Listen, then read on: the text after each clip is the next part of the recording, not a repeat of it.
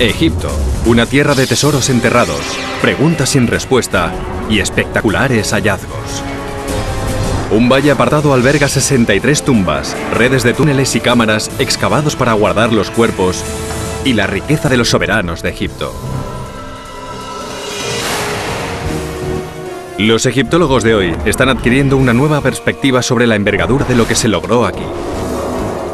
¿Pueden explicar ellos por qué un mundo subterráneo, el cementerio más renombrado y primoroso de la historia, estaba oculto y olvidado bajo el Valle de los Reyes?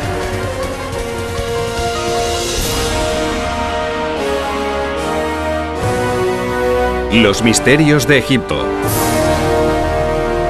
Secretos del Valle de los Reyes. El Dr. Zahi Hawass es el arqueólogo más destacado de Egipto.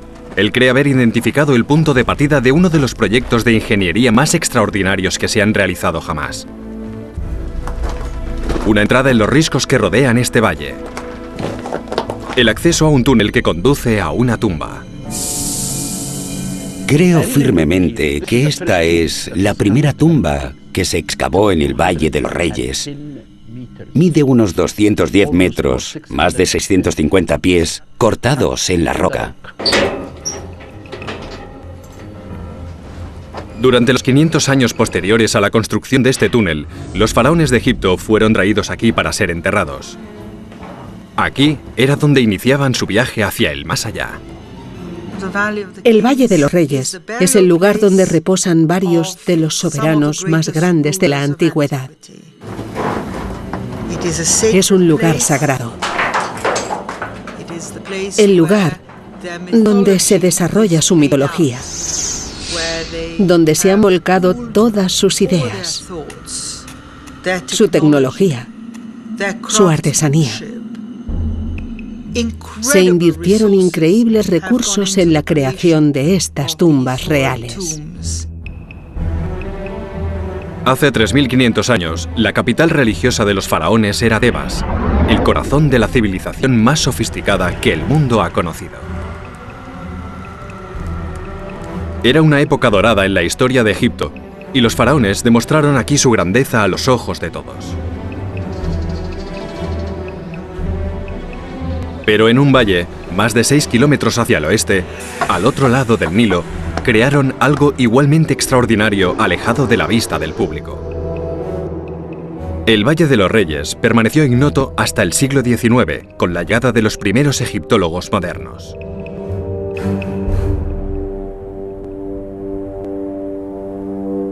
Todo el antiguo Egipto estuvo olvidado, hasta la llegada de los arquitectos, ingenieros, químicos, médicos y dibujantes.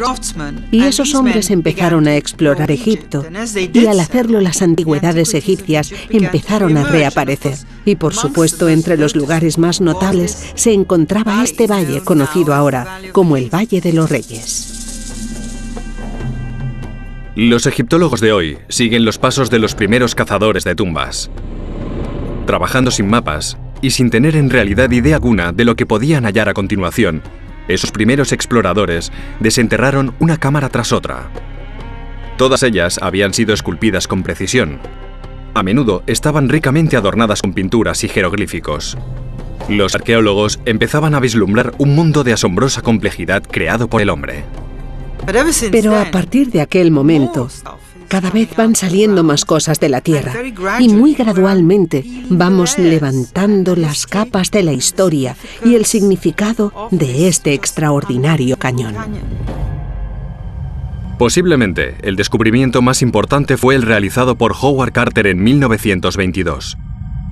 Todas las cámaras mortuorias descubiertas previamente estaban vacías, hasta que abrió la tumba intacta de Tutankamón. Esta desveló un fabuloso contenido que incluía enormes cantidades de oro. Y sin embargo, era solo una fracción de lo que los expertos ahora creen que albergó antaño este valle.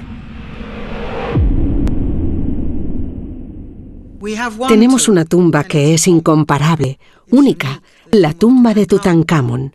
Cuando la comparas en tamaño e importancia con otras tumbas que se excavaron en el valle, resulta muy pequeña y probablemente incluso insignificante.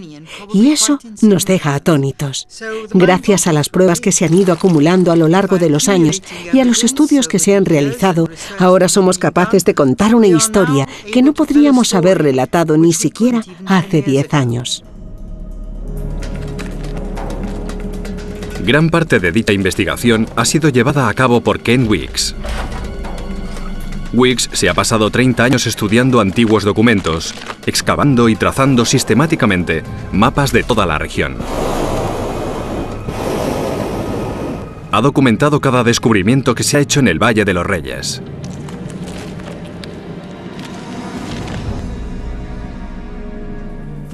Por primera vez conseguimos ver todos los planos de todas las tumbas trazados en una sola hoja de papel.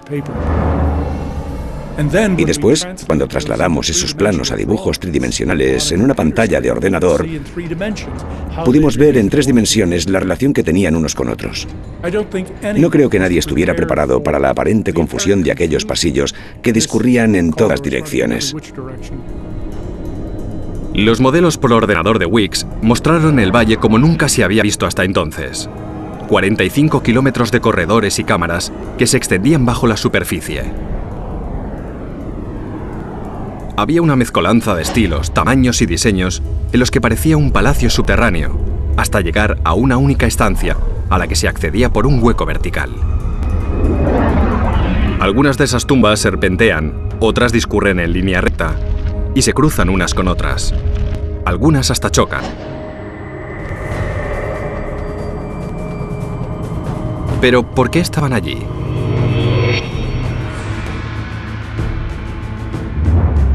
Durante siglos, los egipcios habían dado sepultura a sus reyes en las pirámides.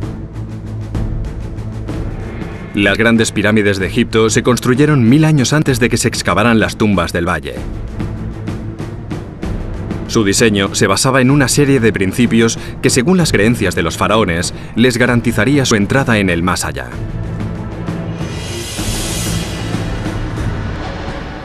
Un arqueólogo, el Dr. Daniel Polz, ha investigado la transición de grandiosos monumentos a cementerios escondidos. Él cree que el cambio fue rápido y drástico. Polz excavó un área de una ladera entre el valle y la antigua Tebas. Y allí encontró fragmentos de un piramidón, la piedra sagrada que coronaba la cúspide de la pirámide. Tenía un cartucho, un nombre real. Después desenterró un muro de contención cuadrado de adobe. Era evidente que la estructura pertenecía a las capas inferiores de una pirámide construida en adobe. Polz situó esta pirámide de modesto tamaño reconstruida aquí, en la época de la 17ª dinastía de Egipto. 1000 años después de la Gran Pirámide, pero varias décadas antes del Valle de los Reyes.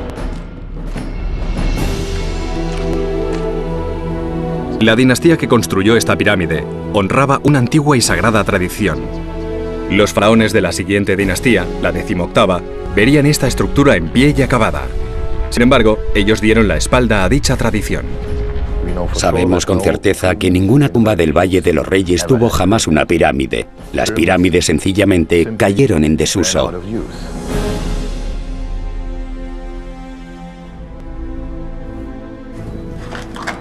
Los egiptólogos debaten desde hace mucho sobre el motivo por el que se produjo dicho fenómeno. Pero para el Dr. Zahi Hawass, la respuesta yace en el fondo de esta tumba. Según él, la más profunda y antigua del valle. De nuevo, Howard Carter fue la primera persona de la era moderna que entró en la tumba. Fue en 1902, 20 años antes de hallar la sepultura del rey Tut. Carter entró en un pasadizo bloqueado por cascotes y detritos. El olor de los murciélagos y las piedras sueltas hicieron la vida imposible a Carter. Es muy escarpado y muy difícil. Y por ejemplo, cuando yo estaba entrando, casi resbalo y me caigo, porque el acceso a esa tumba es difícil y peligroso para cualquiera. Este pasadizo se concibió para ser usado una vez y después sellado para siempre.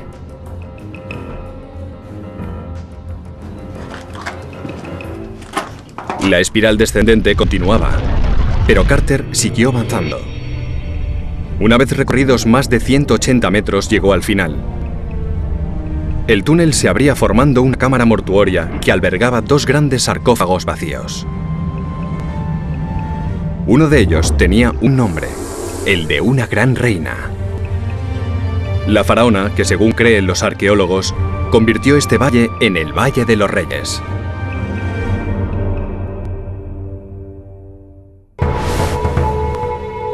Este remoto valle pasó a ser uno de los cementerios más ricos del mundo antiguo. Para entender cómo ocurrió, los arqueólogos se han centrado en la faraona cuya tumba consideran la más antigua y más profunda que hay aquí. Esa faraona se llamaba Hatshepsut. Hatshepsut perteneció a una época dorada en la historia egipcia. Una era en la que cada soberano aspiraba a dejar un legado en piedra.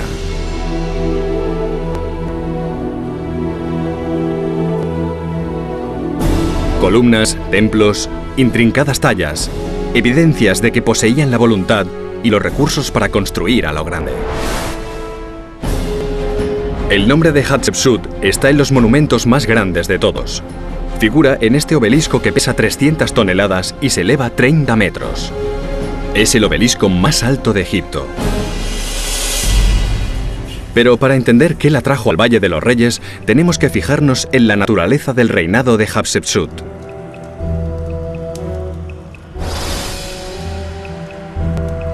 Hatshepsut era una rareza. Un faraón mujer en un país que ni siquiera tenía una palabra equivalente a reina. El ascenso de Hatshepsut al poder en realidad podría tener origen en su infancia como hija del gran faraón guerrero Tutmosis. Tutmosis I. Evidentemente ella había heredado el empuje y la ambición de su padre.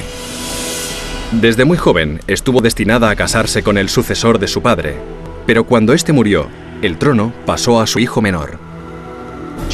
Claramente consideraba que, como hija de un faraón guerrero, podía hacerlo mejor que un simple niño. Hatshepsut se propuso demostrar su postura de la mejor forma que conocían los faraones. Construyendo.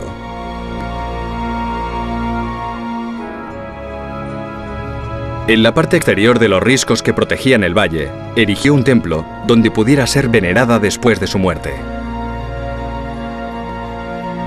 Fue redescubierto bajo arena y cascotes en el siglo XIX, y las excavaciones aún continúan.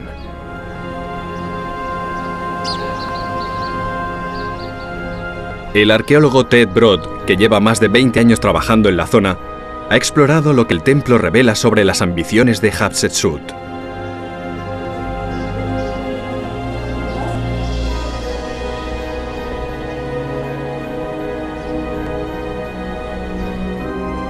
Colosales estatuas de la reina jalonan el nivel superior del templo, y Brock cree que en los detalles de las esculturas se puede ver un gran plan en acción.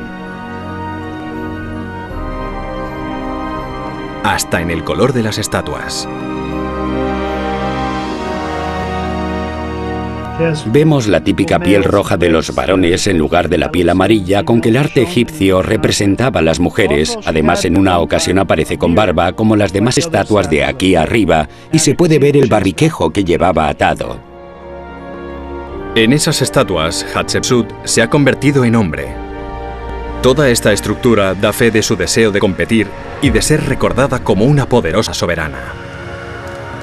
Dado que ella se considera faraona, tiene que adoptar la apariencia de un faraón, el boato, el atuendo, la imagen del faraón. El templo en sí mismo también formaba parte de ese todo, tenía una función práctica y concreta. Hacía las veces de punto focal en el culto de las ofrendas para el espíritu del rey en el más allá. Después de su muerte, un faraón esperaba pasar la eternidad en compañía de los dioses. La comida y la bebida para su sustento tenía que proceder de las ofrendas depositadas en su templo mortuorio. Se dice que el templo de Hatshepsut, construido con ese propósito, es el más impresionante en su especie. La gente siempre se ha maravillado ante la belleza del templo de la reina Hatshepsut. Es maravilloso, unos escarpados riscos y después la excelencia de las columnatas con esa larga serie de escalones que convierten el templo de Hatshepsut en una obra maestra. Pero mientras que los faraones anteriores habían adosado sus templos mortuorios a sus sepulturas, Hatshepsut ocultó su tumba a una cierta distancia.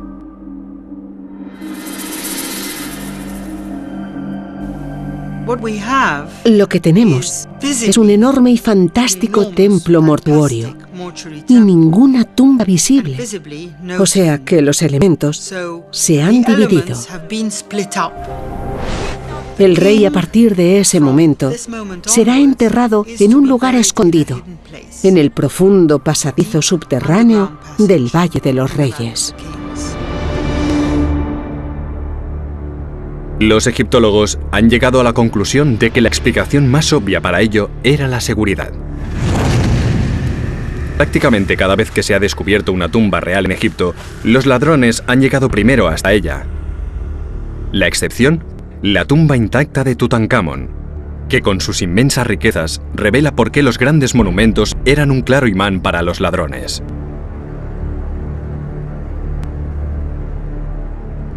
Se ha aceptado que Hatshepsut y sus sucesores ocultaron sus tumbas para evitar el robo.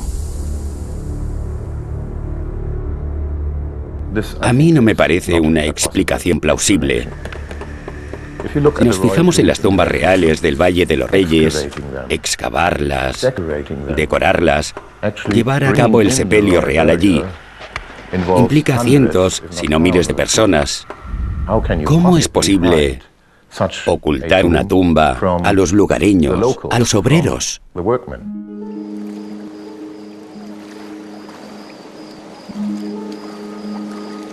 Los arqueólogos también han observado algo cerca de la situación del templo de Hatshepsut en medio del paisaje.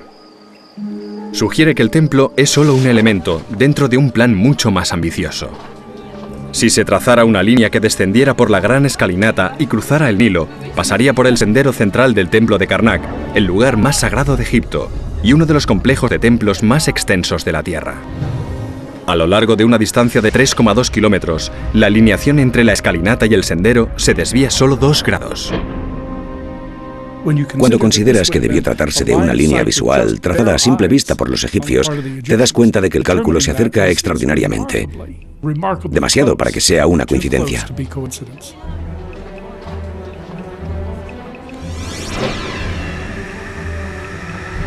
Según la teología egipcia, el viaje entre el este y el oeste era sagrado. Era el viaje diario emprendido por el dios Sol.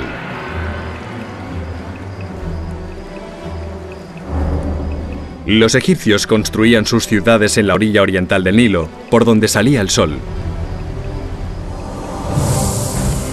Y enterraban a sus muertos en la orilla occidental, donde el sol se ponía. Hatshepsut había establecido una conexión entre ambas. El templo de Amón en Karnak es el inicio de un plan maestro.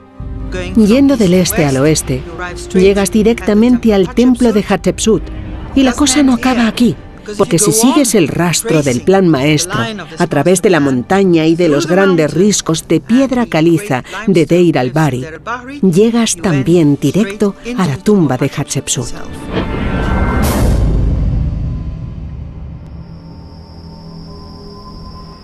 Pero Daniel Polz cree que la tumba no era el destino final. Él cree que Hatshepsut excavó aquí porque este era el punto de partida de otro peligroso viaje.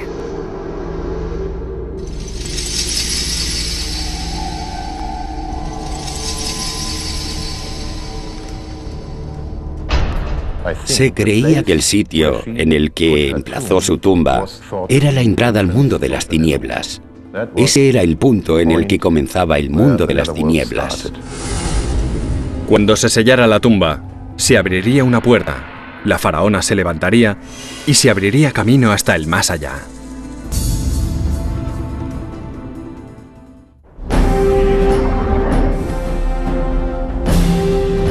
Los arqueólogos creen que la faraona Hatshepsut fue la primera en construir un grandioso complejo funerario en el Valle de los Reyes, estableciendo un ejemplo que se seguiría a lo largo de los 500 años siguientes. Ella escogió un hermoso emplazamiento, alejado de todo, silencioso, tranquilo, recóndito. Es una tumba muy difícil de encontrar. Su tumba fue construida con arreglo a una serie de principios que los expertos hasta hace poco no han empezado a entender. Pero Hatshepsut había roto con la tradición. Excavó la tumba lejos del gran templo donde tras su muerte se harían ofrendas para nutrir su espíritu. Su sepultura no estaba marcada. La teoría convencional era que las tumbas se situaban bajo tierra sencillamente para que no accedieran a ellas los saqueadores. Pero el arqueólogo Daniel Polz cree que a los constructores de tumbas les preocupaban menos los peligros de esta vida que los de la otra.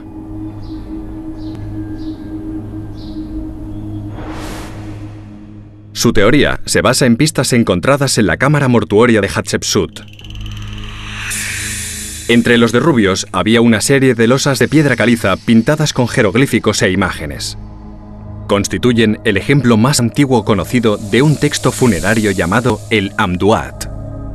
El Amduat es una palabra en egipcio antiguo que significa lo que hay en el mundo de las tinieblas. Esa versión del Amduat es la primera que conocemos. De día, un faraón resucitado viajaba con el dios Sol a través del cielo. El Amduat describía el viaje a través de las horas de la noche y la oscuridad de la tumba. El dios tenía la cabeza de un carnero y está representado a bordo de un barco. Debe pelear y abrirse paso por medio de la palabra, dejando atrás dioses, demonios y monstruos. Por último, pasa a través del cuerpo de una serpiente antes de renacer mágicamente como escarabajo, el símbolo del amanecer. Estas elaboradas imágenes son más que decorativas. Constituyen la base de un mapa o manual.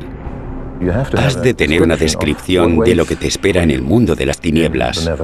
¿A qué clase de criaturas, demonios, dioses tendrás que enfrentarte en el mundo de las tinieblas? Según la descripción de Polz, Hatshepsut esperaba que venir a este valle más allá del Nilo y detrás de una cadena montañosa la acercaría más al mundo de los muertos. Yo creo que la reina Hatshepsut en realidad quería situar la entrada de su tumba lo más cerca posible del mundo de las tinieblas, y ese lugar era el Valle de los Reyes. En el momento de la muerte de Hatshepsut, debieron iniciarse una serie de rituales cuidadosamente planeados. Su cuerpo iba a ser necesario en la otra vida, por eso primero fue momificado. Después fue transportado en su féretro. Cruzó el Nilo, subió por la ladera del valle y después bajó hasta la cámara mortuoria. El cortejo funerario de Hatshepsut marcó una nueva ruta hacia el más allá. Muchos otros faraones la seguirían.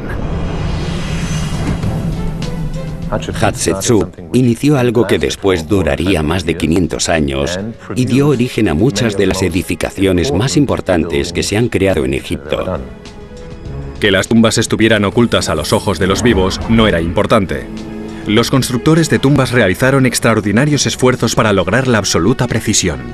Cuando trazábamos nuestros mapas en el Valle de los Reyes con tecnología muy sofisticada del siglo XX, a menudo nos encontrábamos con que teníamos que realizar cientos y más cientos de mediciones en una tumba para reflejar fielmente la precisión de los ingenieros antiguos. Las tumbas del Valle de los Reyes exhiben tal destreza que a los expertos les deja perplejos la precisión con que fueron construidas. Steve Macklin es ingeniero de tunelación. Ha trabajado en proyectos importantes en todo el mundo y cree que tiene una explicación. Espero descubrir los métodos que usaban al construir túneles que esencialmente han permanecido estables durante más de 3000 años. Hoy normalmente diseñaríamos para una vida de unos 100, 120 años. Esa gente construía para la eternidad y sus obras se mantienen bastante bien de momento. De inmediato se hace patente que se enfrentan a una difícil tarea. En el valle, el estrato superior de roca es calizo.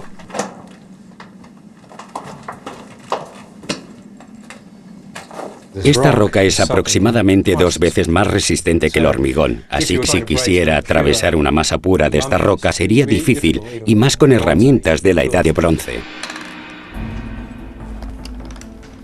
Las únicas herramientas con que contaban los antiguos egipcios eran de lo más básico.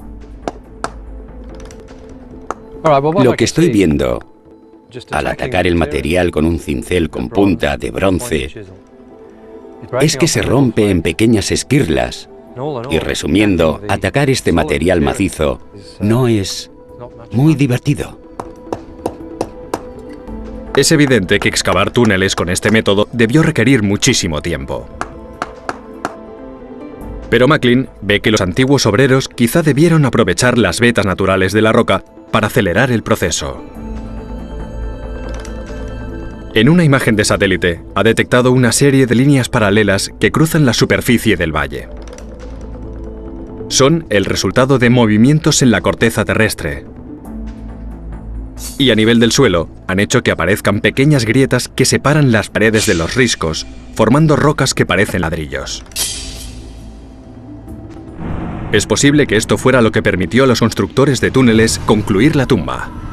Este es un ejemplo del bloque que se ha formado por las fracturas de la roca, y creo que debieron usar cinceles y herramientas de sílex, metiendo la punta en la fractura abierta para hacer saltar pedazos de piedra, y de ese modo excavar en ella con relativa rapidez y con sencillos instrumentos manuales. Una vez excavados los túneles, la resistencia de la piedra caliza pasó a ser una ventaja, lo que significaba que las cavernas y corredores conservaban su forma. El riesgo de hundimiento era bajo. Está claro que esta roca es estable. Esto lleva abierto 3000 años sin ningún tipo de apoyo. Pero al adentrarse más en la tumba, Macklin ve un segundo estrato de piedra distinta. La pesadilla del excavador de túneles. Lo que creo que ocurre aquí es que el techo de esta cámara está aproximadamente en el lugar en el que encontramos el contacto entre 2 estratos geológicos distintos, y ahora lo que vemos es algo que se llama arcilla de Esna, y la arcilla es sencillamente una roca que originalmente era barro. El problema es que este material no es tan estable, el esquisto se descompone en pedazos muy finos y es mucho más fácil de excavar, pero como resultado también mucho menos estable. Una cámara mortuoria excavada en la arcilla sería difícil de trabajar y de estabilizar. Su superficie frágil y quebradiza resultaría casi imposible de esculpir o pintar. En la tumba de Hatshepsut, los obreros se limitaron a continuar descendiendo, con la esperanza de encontrar una roca mejor. Pero la gente que llegó aquí después, al parecer, logró resolver el problema. Como especialista profesional en túneles, Steve Macklin ha tratado de ponerse en su lugar. Ha estudiado gran parte de los planos de la tumba y ha desarrollado una teoría. Al tener que examinar parte de los datos cartográficos disponibles sobre las tumbas del valle, me ha llamado la atención que en muchas de las tumbas hay un hueco como de pozo a medio camino de la excavación. La finalidad de esos fosos verticales, a menudo de unos 6 metros de profundidad, ha escapado a los expertos desde que se descubrieron. Los antiguos egipcios no dejaron pista alguna que explicase para qué servían. Hay egiptólogos que alegan que eran trampas para los saqueadores de tumbas. Otros dicen que eran bocas de tormenta para recoger el agua de las riadas. Ahora Macklin tiene su propia explicación. Quizá algunos de estos pozos tuvieran el fin de determinar la profundidad de la arcilla antes de completar la última cámara, la mortuoria. La idea tiene sentido. Una cuidadosa cartografía muestra que la cámara mortuoria raramente está excavada a más profundidad que el fondo del hueco del pozo. Macklin ha reconocido la técnica porque los ingenieros todavía la emplean hoy en día. Excavamos pozos piloto o túneles piloto para estudiar el terreno, cuando es importante conocer la cantidad y la estabilidad de la roca. El mejor ejemplo de ello se halla en la tumba del gran rey Seti I. Su hoyo pozo llegó hasta el estrato de arcilla. Es posible que el arquitecto después cambiara sus diseños, porque la importantísima cámara mortuoria se encuentra dentro de la sólida piedra caliza. El pozo es una característica que aparece en muchas de las tumbas copiadas por generaciones de obreros.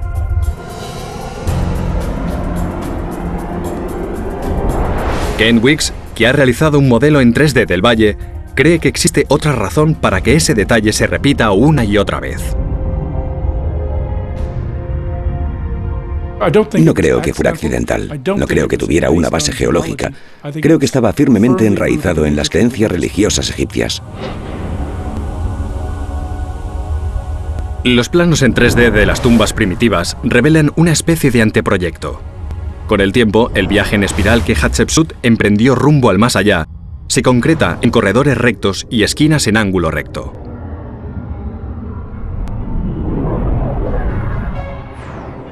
Pero en todos los casos, la cámara mortuoria se halla al fondo, y los muros que rodean el sarcófago de piedra son donde se centran las visiones del mundo de las tinieblas.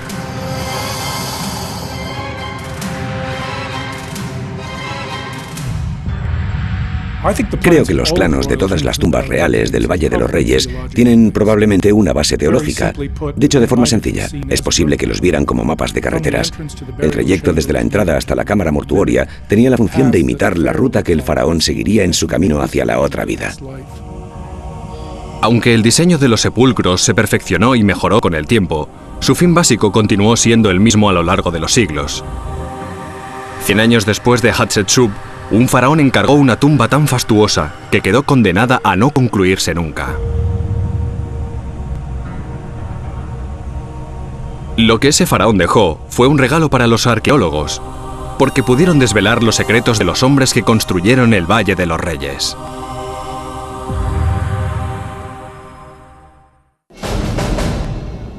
En el lado meridional del Valle de los Reyes se encuentra un extraordinario sepulcro.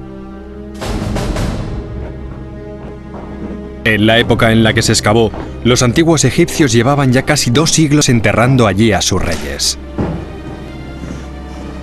Pero esa tumba, 4 cámaras a lo largo de un corredor recto de más de 120 metros de longitud, alcanzó nuevas cotas de magnificencia.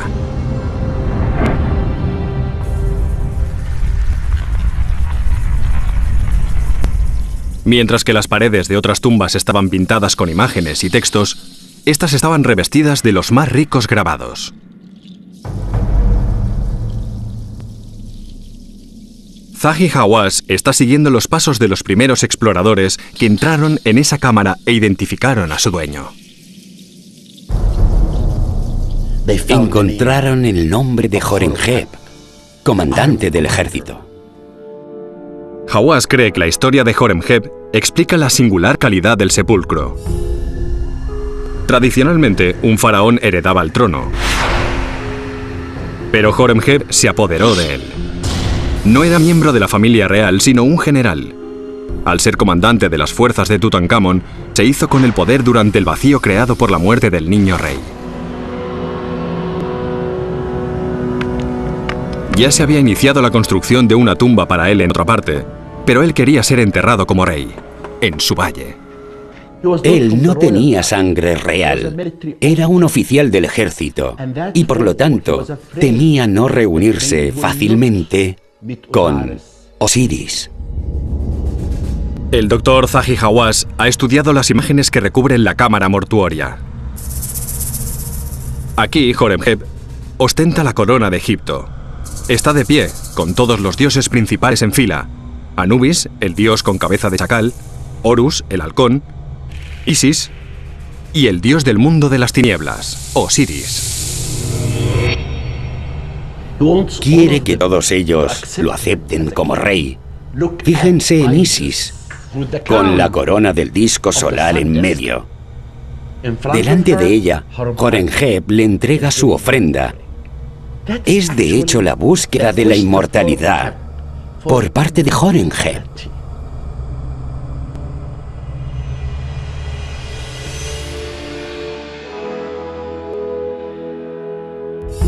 Es un recordatorio de que todas las tumbas de este valle poseen una clara función: conducir al rey al más allá.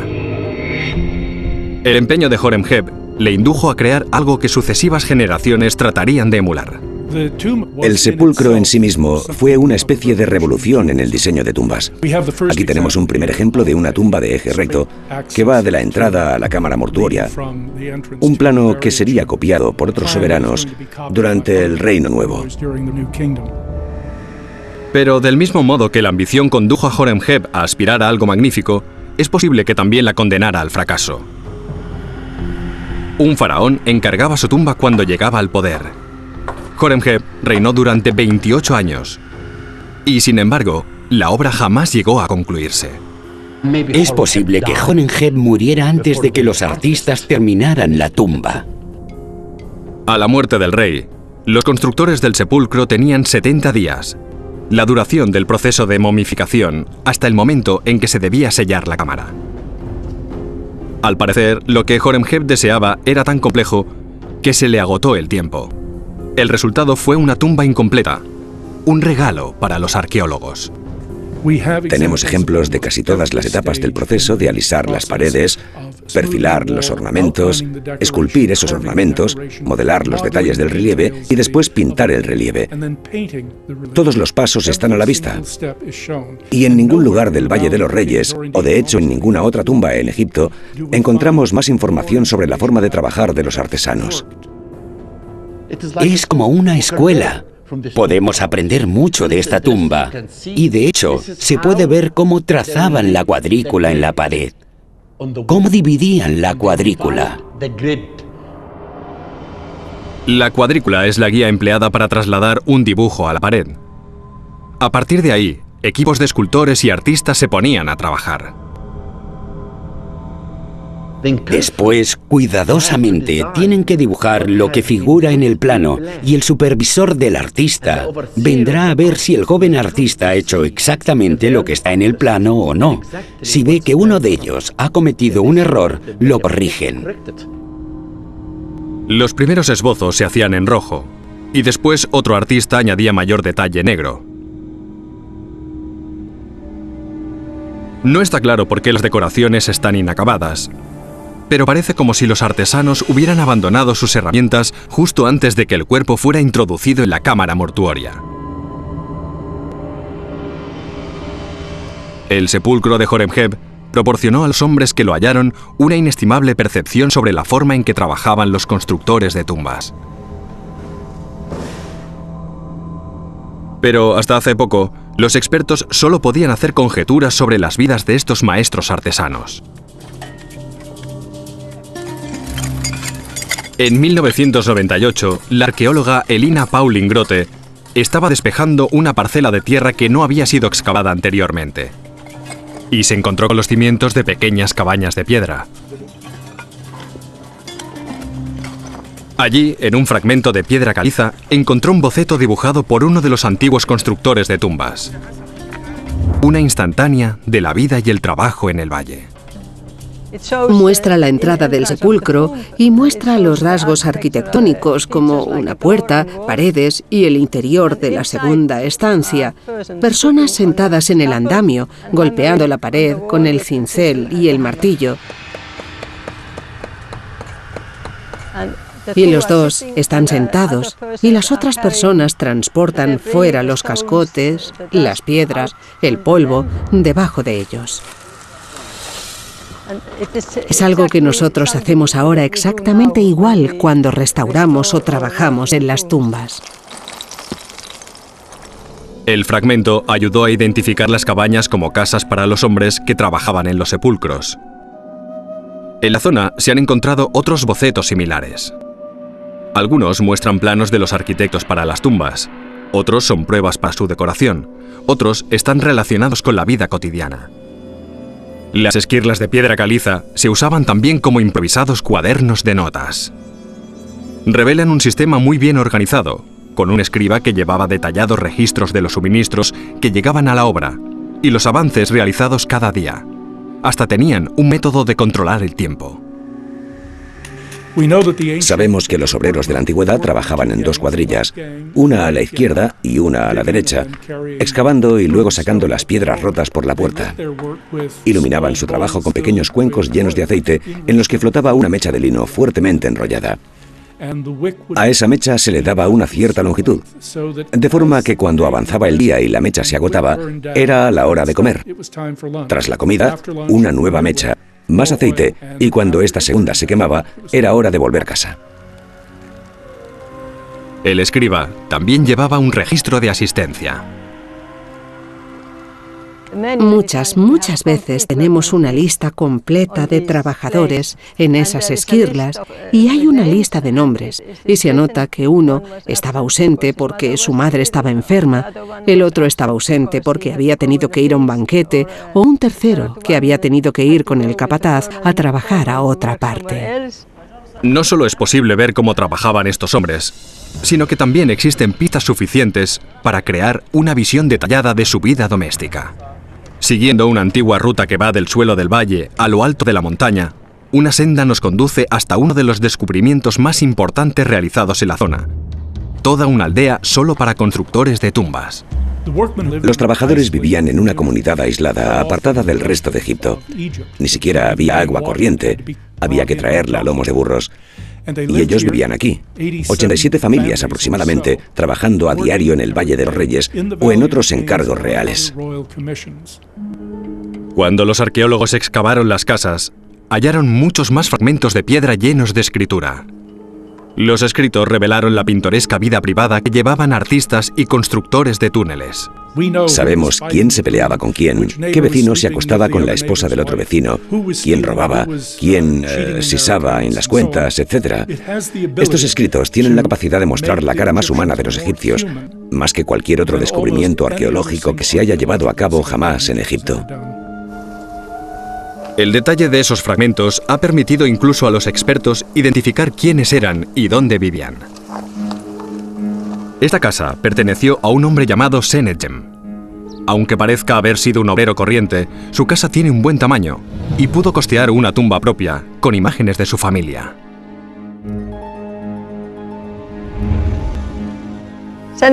Senedjem era uno de los trabajadores de la cuadrilla. Su título es Stretch-Him Hash, significa el que recibe la orden. Por lo tanto, era un obrero normal, pero debió tener la riqueza suficiente como para poseer una bonita casa y esta bellísima sepultura. Las pruebas desenterradas aquí contribuyen a explicar cómo pudieron los egipcios continuar produciendo extraordinarias obras de artesanía a lo largo de los siglos. Lo que crearon aquí fue una colonia de artesanos muy valorados, que transmitieron los secretos de su oficio de generación en generación. Hasta que, de repente, después de 500 años, todas las obras en el Valle de los Reyes se interrumpieron. Los arqueólogos creen saber ahora el porqué.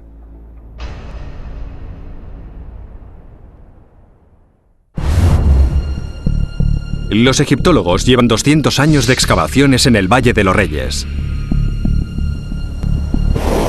Ken Weeks ha dedicado su vida a trazar mapas de valle y todavía sigue dando sorpresas. Weeks y su equipo empezaron a excavar una tumba en 1995 y aún continúan haciendo nuevos hallazgos. A los 10 minutos de haber entrado en aquella sala, nos dimos cuenta de que habíamos descubierto la tumba más grande que se ha encontrado en el Valle de los Reyes. Y, desde luego, una de las tumbas más grandes halladas jamás en Egipto. Ya hemos visto unos 130 corredores y cámaras, y no hay un final a la vista. Este fue el complejo funerario erigido para su familia por el faraón más grande de Egipto, Ramsés II. En esta sepultura única, encargada por un solo rey, es posible que haya más de 200 cámaras. No es de extrañar que con el tiempo el valle llegara a estar superpoblado. Y Weeks ha encontrado abundantes pruebas de las dificultades que ello causaba. Dado que habitualmente las entradas estaban escondidas, quien quiera que excavase una nueva tumba trabajaba a ciegas. No existía un plan maestro, y de hecho, en 4 ocasiones distintas en la antigüedad, los hombres que excavaban una tumba tropezaban accidentalmente con una sepultura anterior cuya existencia desconocían.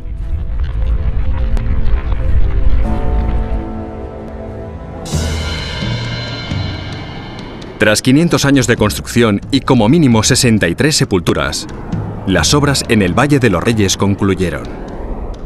Ted Brock visita la última tumba excavada aquí de que se tiene constancia.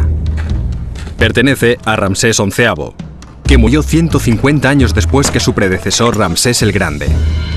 En base a las evidencias de las paredes, las obras aquí se interrumpieron bruscamente y antes de que los trabajos hubieran concluido. Nada más cruzar la entrada, hay bocetos inacabados de los artistas. Al adentrarse más en la tumba, la obra se va desvaneciendo del todo. La roca se ha dejado desnuda y desigual. El túnel se acaba después de 134 metros en una brusca caída vertical. En el lugar donde se tendría que encontrar un sarcófago, solo hay un hueco. Esta última tumba indicaba que iba a construirse en el valle. Tiene un profundo hoyo en el suelo, quizá destinado a albergar la sepultura del rey. Pero por lo que nosotros sabemos, el rey Ramsés XI nunca fue enterrado aquí. El cuerpo del faraón nunca ha sido hallado. Era el último de su dinastía, ya que una nueva generación de gobernantes se hizo con el poder.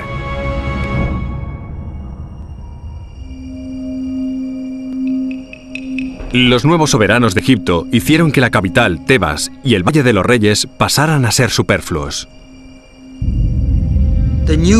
Los nuevos gobernantes de Egipto son del norte, por lo que trasladan la capital real de Luxor, de Tebas, al delta, y es allí donde serán enterrados de ahí en adelante.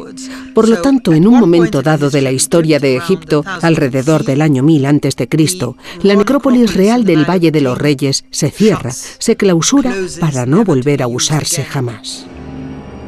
La comunidad que se había creado para construir tumbas aquí, de repente no tenía finalidad, ni medios de subsistencia. Hay historiadores que creen que los obreros se vieron obligados a consumir lo que sus ancestros habían creado. El Estado no les paga sus salarios a tiempo. Y para poder alimentar a sus familias, recurren al saqueo de tumbas, como medio de obtener oro y algunos ingresos.